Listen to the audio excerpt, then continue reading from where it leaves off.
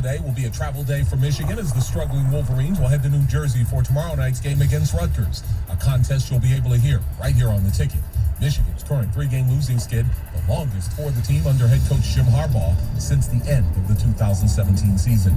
Meanwhile, it's an unexpected bye week at Michigan State as the Spartans game in Maryland was canceled on Thursday after 22 members of the Terrapins football program tested positive over the last week for COVID-19. That means Michigan State's next game will now take place against 19th-ranked Northwestern November 28th in East Lansing. Lions wide receiver Marvin Jones Jr., in an essay on the Players Tribune website yesterday, admitted that he almost quit playing football after the death of his infant son last December. Jones credits the support of many in the Lions organization, including head coach Matt Patricia, which convinced him to change his mind.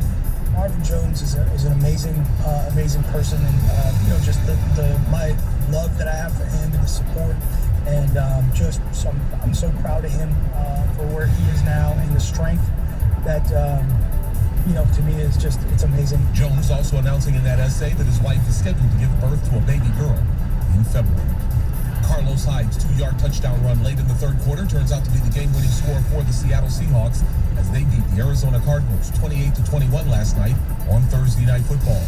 The Pistons acquired backup center Dwayne Dedmon from the Atlanta Hawks yesterday in exchange for Kyrie Thornton and Tony Snell. That's the fifth trade made in the last 72 hours by GM Troy Weaver as he continues his rebuild of the Pistons roster. From the Ticket Update Desk, I'm Tony Ortiz. For more, stay tuned to 97.1 The Ticket and radio.com. Live from the Jamie Samuelson Studio, Stoney and Jansen on 97.1 The Ticket. Thank you, T.O. We're talking about Rich Rodriguez podcast. We played one clip. There's excerpts of it in an article in the Detroit News. Look, he was not successful here, but he did raise some good points, and you talked about the recruiting. Look, I don't know if it's intentional that they can't get into Ohio, that they don't do it, or they just haven't been successful. Obviously, they haven't, done what they've done in the past. I mean, 2 of the 3 Michigan Heisman Trophy winners are from the state of Ohio. Right? Yep. Desmond and Woodson, Elvis Grbac was from Ohio. Look, they've had a lot of great players from Ohio. And even in the state of Michigan, they're not doing a great job. They tried hard enough, that's for damn sure. And if, Donovan Edwards goes south or Notre Dame or Oklahoma instead of going to Michigan, that will definitely hurt. But you have to look at, what kids look at right now. And a lot of them, when you see these schools like, Alabama, Clemson, LSU on TV all the time, winning. It affects you, and Michigan is not winning. And that is a big deal. Yeah, but you also have to take into context, a lot of this stuff is coming from Rich Rodriguez. While none of the accusations and things that he was fired from Arizona happened, or at least that they weren't, said to have happened here in Ann Arbor. But he was fired in Arizona for sexual harassment, the climate of the program.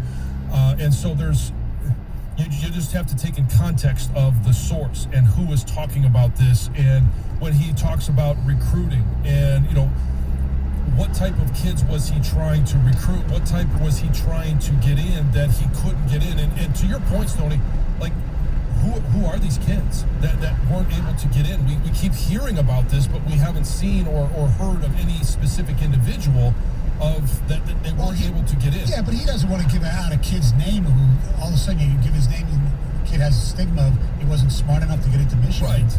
So, no, I know, but these are all accusations. Right, well, I know, I understand that. But the one that everybody knows that there is a name for, he ended up going to a junior college in Grand Rapids and never developed in anything because was DeMar Dawson.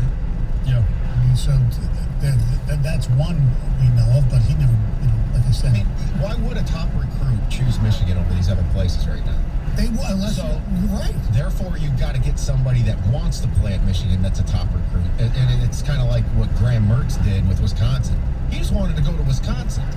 So now he could potentially change their legacy there and make them a true national power if he starts this, it's cool to go to Wisconsin to play quarterback. Right, well, that's what they hope J.J. McCarthy does. I mean, they got all these recruits who are committed and some uncommitted, who got all together with their parents last week in Ann Arbor, because some of them committed to Michigan without ever seeing the campus because of COVID, the dead period and all that. And from all you read, and this isn't Michigan propaganda, so to speak, everybody loved it. And they bonded as families, so hopefully they'll be able to keep those recruits. Now, if there's a coaching change, the jury will be out.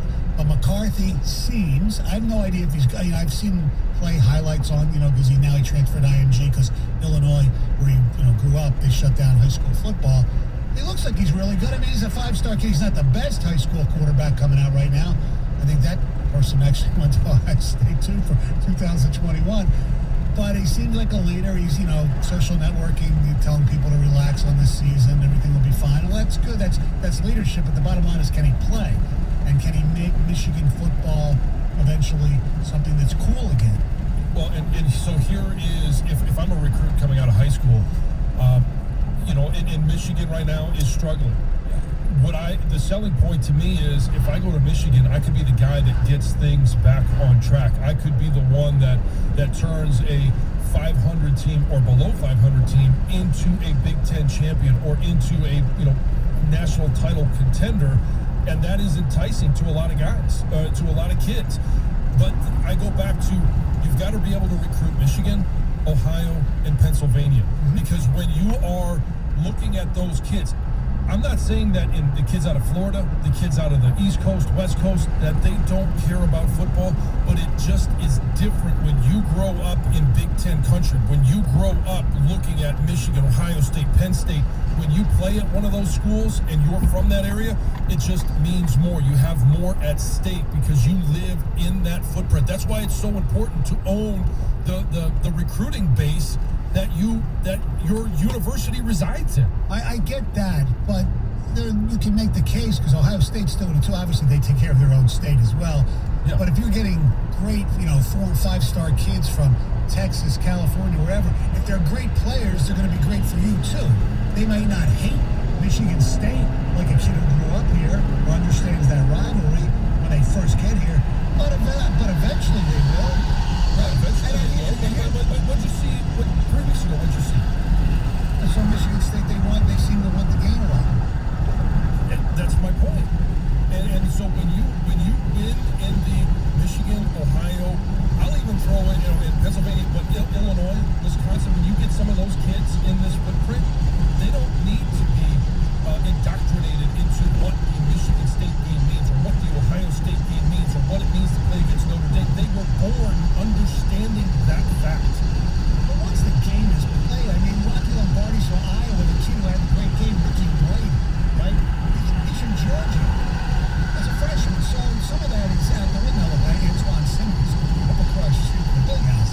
I get that. And here's the other thing.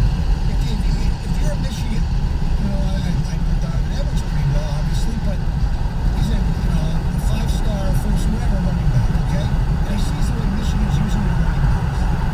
Okay, so there's two ways to look at it. Okay, if Mike can play as a freshman, he's going to get carries, but there's so many guys there. I mean, am I going to go to Michigan and get 7-8 carries a game? Because they don't seem to like a bellwether running back. Some of what John said yesterday about the team being soft. Now, they've played soft, but are they soft? And the word I used yesterday was, does this team have a spine? Seriously, does it have a backbone?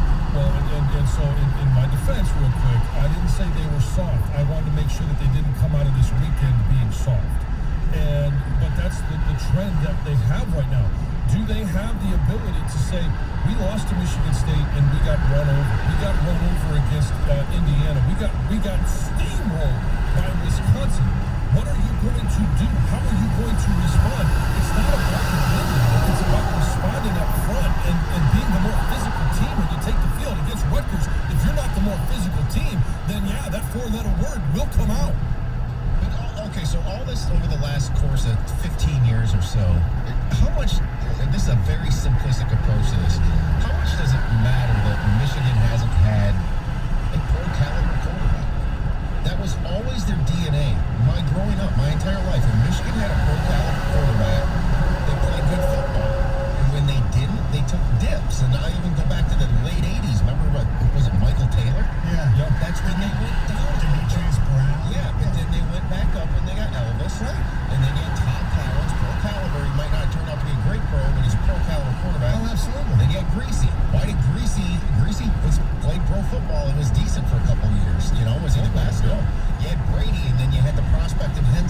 went back and forth, and we know in hindsight what should have happened there.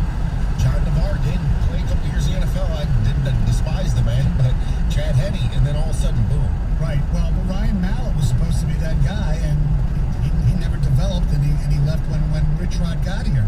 And Denard was not a passing quarterback. But if Mallett got opportunities because of his talent. He just was a deer in headlights once he got on the field. Right. Well, not just a quarterback. What was the last great running back they had? Right. Or how many offensive linemen we've had a lot of offensive linemen drafted in rounds 4, 5, 6, and 7, but it used to be rounds 1 and 2. It's now, also, I know Cesar Ruiz went this year, but that used to be the mainstay of Michigan football. Right. And look, and the other thing is, besides recruiting, they're not being coached up. Maybe the staff just isn't really that good. Maybe we need Brady Hoke got criticized, and rightfully so, for having a MAC caliber staff. Maybe some of these guys on the staff aren't doing such a good job. Ticket text real quick. Why would a crew want to go to Michigan? They look at a game like Michigan getting beat by MSU this year and then Ohio State rolling. Who is the best player in Michigan's history? Charles Woodson from Ohio. You need to recruit Ohio. Absolutely. Yeah. John Jansen will always support the coach at Michigan. Up next, boobs are fun. Okay. I agree. To me, Michigan's in a catch-22. Top players won't come here because they don't win. They don't win because the top players don't want to come here. Maybe they have to change some of their recruiting policies. I have no idea. Listening to Jansen tap dance around criticizing Michigan on literally anything is very entertaining.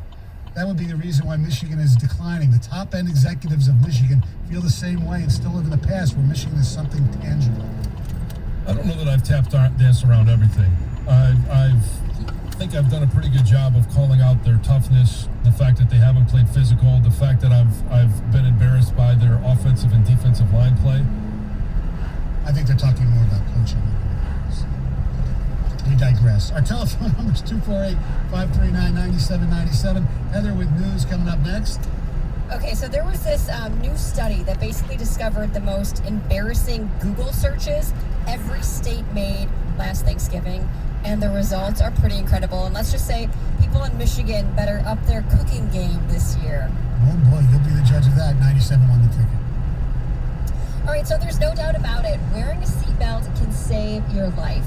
The Office of Highway Safety Planning wants to remind everybody that wearing a seatbelt is not only the law, it's also a lifesaver. Your car seatbelts are actually one of its most important safety features.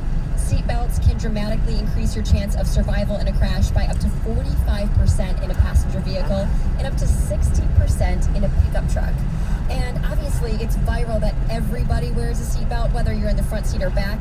The thing is that young adults are actually dying at a disproportionate rate. 62% of 18 to 34-year-olds that were killed in crashes were not wearing a seatbelt. So this is the easiest thing you should do. It should just be habit. The first thing you do when you get into the car is put on your seatbelt. Plus, did you know 3 out of 4 people ejected from a vehicle in a crash will die? I mean, it's the easiest thing you can do to protect yourself every time you're in a vehicle, whether you're in the front seat or back. And just remember, whether you're going on a quick little ride or you're going on a long trip across the country, buckle up and remember the phrase, click it or ticket.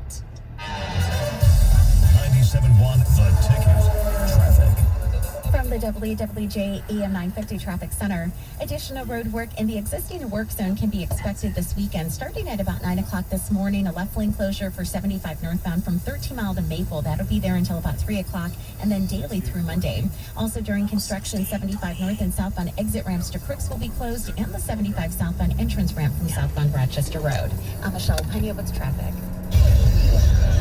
If it matters on game day, it's on Game Day Uncensored. Follow all the games you care about with the insight and analysis you trust. Game Day Uncensored starts Sunday at 9 on 97.1 The Ticket. Your Metro Detroit Chevy dealers keep you up to date with what's happening in the D. This week, did someone say pie? Here's where to find the best Thanksgiving pies in the D. For more stories like these, head over to ChevyDetroit.com.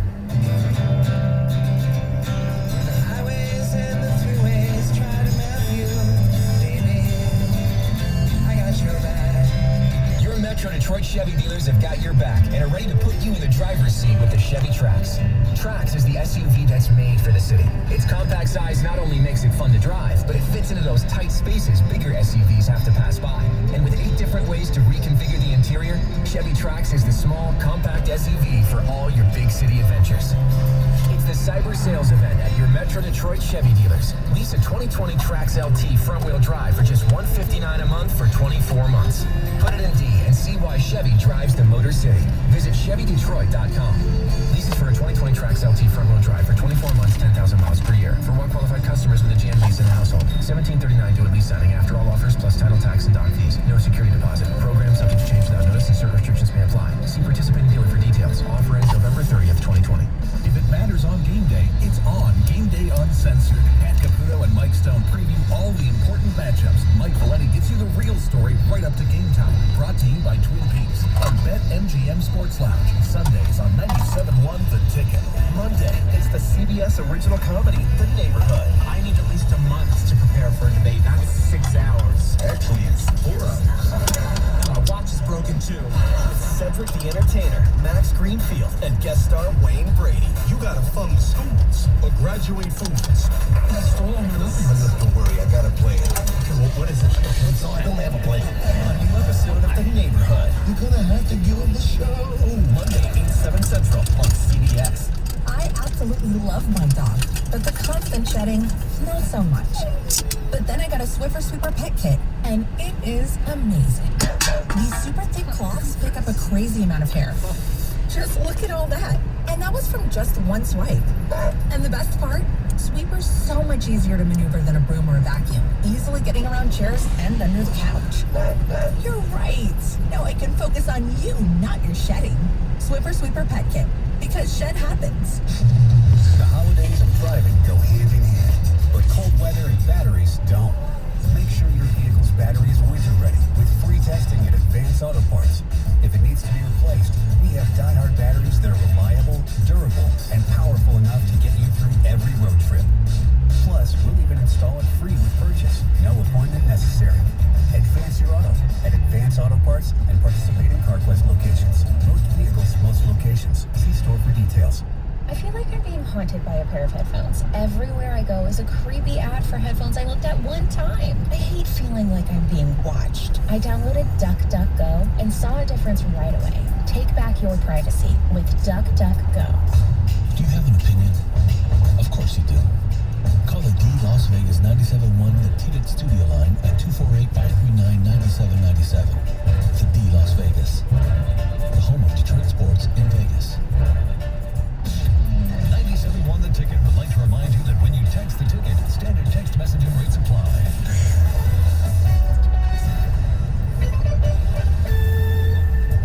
Thursday night football, the Seahawks beat the Arizona Cardinals 28-21. All right, it's time for news. Here's Heather.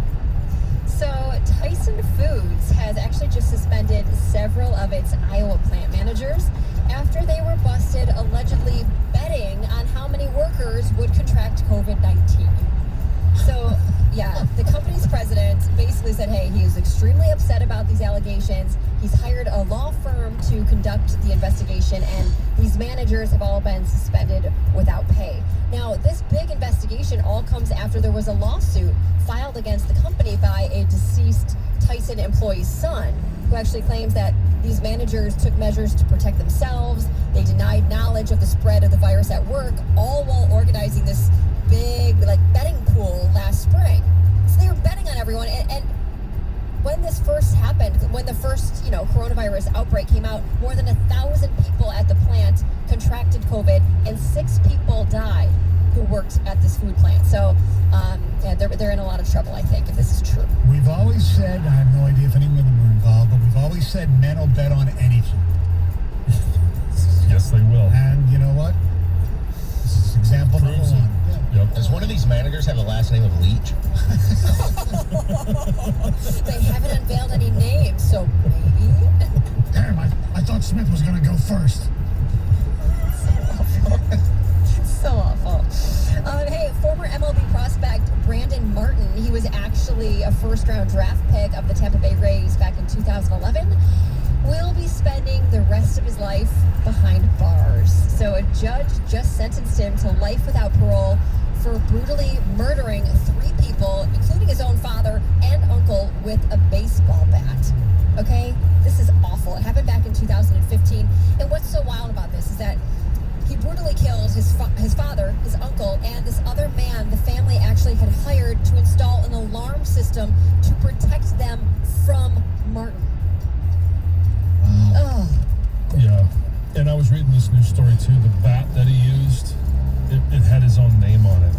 It sure did. I'm not that it makes it any worse, but it kind of does. It does, though. It just adds to the story. It does. It's awful, and yeah, good for him. I'm glad he's going to jail for the rest of his life. He should, or he should die the same way. But Die by bats. yes, I'm Oh my God, serious. can you imagine? Because I always said like Charles But Manson. the bat should have the name. The bat should have the name of his father, his uncle, and that other man inscribed on it. It's weird you say that because I think, Gov, you've heard me talk about this before. Like people like Charles Manson, instead of like the death penalty, which I am in favor with, you put these people on like a train to go through the country, and each major city comes up with their own torture for these people. All right, he's coming to Detroit. But we're Detroit. We're going to just take their fingernails and just. I mean, and he goes, This is the demonic side of Stoney. yes. Oh, Heather, I got to be honest, Heather, I didn't see that one coming from you. Yeah, I know. Yeah, no, Well done. you know what? When it comes to things like that, to me, jail really isn't that big of a punishment. They should just get the same treatment. Sometimes I think. Was it a Either way. Louisville Slugger? So you would actually do it in Louisville? In Louisville at the plant. Yeah. Okay, so this next news story is for all the single people, the casual daters, maybe the swingers or the cheaters, or, I mean, it could be for everybody, but those people in particular, okay? Because there is an STD that is spreading at an alarming rate right here in Michigan. Uh-oh. Yeah, uh-oh is right. Be on the lookout. According to state health officials, by the end of October, cases of gonorrhea had surpassed all of those that took place in 2019. And last year, there was an estimated 18,260